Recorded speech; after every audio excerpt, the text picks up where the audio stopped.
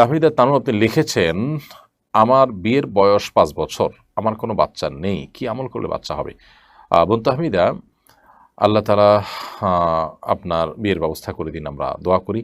বিয়ের বয়স তো 5 বছর হয়েছে, কিন্তু বাচ্চা কাচ্চা নেই। আপনি আল্লাহ তাআলার কাছে সাধারণভাবে ইব্রাহিম আলাইহিসসালাম ও যাকারিয়া আলাইহিসসালামের যে দোয়া সেটি পাঠ করবেন। রব্বি হাবলি মিনাস সলিহিন, রব্বি হাবলি মিন লাদুনকা যুররিয়াতান তাইয়্যিবা ইন্নাকা সামিউদ দুআ।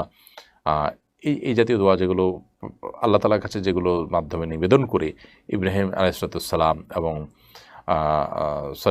আল্লাহর নবী জাকারিয়া আলাইহিসসালাম এবং ইব্রাহিম আলাইহিসসালাম তারা উভয়ে আল্লাহর কাছে সন্তান লাভ করেছেন। ঠিক একইভাবে আপনি আল্লাহ সুবহানাহু ওয়া তাআলার কাছে এই সমস্ত দোয়ার মাধ্যমে সন্তান লাভ করার জন্য চেষ্টা করতে পারেন।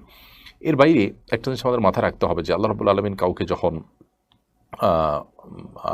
আল্লাহ রাব্বুল আলামিন সন্তান দেন না, তখন এটা তার জন্য আল্লাহর তরফ থেকে একটা পরীক্ষা। তিনি এই পরীক্ষা উত্তীর্ণ হওয়ার জন্য আপ্রাণ চেষ্টা করবেন এবং সচেষ্ট থাকবেন যে তিনি আল্লাহ সুবহানাহু ওয়া তাআলার ফয়সালাকে মেনে নিবেন। সন্তান এমনভাবে হলো যে সন্তান আসলে আমার কাঙ্ক্ষিত না বা কাম্য না, তাহলে সেটা আমাদের কারোর কাছেই সেটা ভালো লাগার কথা নয়। তো সেই জায়গা থেকে আমাদের একজন মুসলিম হিসাবে সবসময় আমাদের সচেষ্ট থাকতে হবে যে আল্লাহ সুবহানাহু ওয়া তাআলার ফয়সালা আমরা সন্তুষ্ট হব।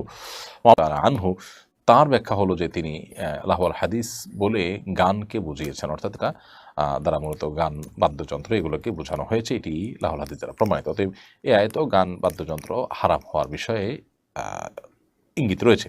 আর পরিষ্কার হাদিস তো রয়েছেই। বুখারীর একটা হাদিস রয়েছে, নবী সাল্লাল্লাহু আলাইহি ওয়াসাল্লাম বলেছেন, বুইসুলি উকসিরাল মাজামির, বাদ্যযন্ত্র এগুলোকে ভেঙে ফেলার জন্য, অর্থাৎ এগুলোকে দূরীভূত করবার জন্য, সমাজকে এগুলো থেকে মুক্ত করবার জন্য আমাকে আল্লাহ তাআলা পাঠিয়েছেন। তো এই জন্য এগুলো থেকে বিরত থাকতে হবে। একটা হাদিস রয়েছে, আল গানা ইউমবিতুন নিফাক কামা ইউমবিতুল মা ওয়াজ যারআ, পানি যেরকম শস্য ক্ষেতকে উৎপাদন করে, সবুজ শ্যামল করে, ঠিক একইভাবে গান বাদ্যযন্ত্র এগুলো মানুষের মধ্যে ঈমানকে জাগ্রত করে, নেফাককে জাগ্রত করে এবং ঈমানের জন্য ক্ষতিকর হয়। আব্দুল্লাহ আল মিনহাজ আপনি লিখেছেন, বদলি হজ করলে কি যিনি বদলি হজ করবেন তিনি সওয়াবের ভাগীদার হবেন? যিনি বদলি হজ করছেন তিনি একজন মানুষের হজ হয়ে যাচ্ছে, তার জন্য তিনি সহযোগিতা করছেন। এই উদ্দেশ্যে যেহেতু হজ করছেন, তাতে মূল হজের সওয়াবটা বদলি হজ যার পক্ষ থেকে হবে তিনি পেলেও, যিনি বদলি হজটা করে দিচ্ছেন আল্লাহ তাআলা তাকেও মাহরুম করবেন না, কারণ তিনি চেষ্টা করছেন, তিনি নেকামল করার জন্য কসরত করছেন। বিধায় তাকে আল্লাহ রাব্বুল আলামিন একেবারে মাহরুম করবেন না যে তিনি কোনো সওয়াব পাবেন না, তিনি আপনার এত পরিশ্রম করবেন, তার পরিশ্রমটা একবার অর্থহীন হবে, এটা সেরকম না। তিনি যে একজন মানুষের হজ করে দিচ্ছেন, এটা তো ইবাদত। একজন ইবাদত করতে সহযোগিতা করছেন, অতএব অবশ্যই আল্লাহ তাআলা তাকে বিনিময় দান করবেন। আল্লাহ সুবহানাহু ওয়া তাআলার ভান্ডারেতে কোনো অভাব নেই।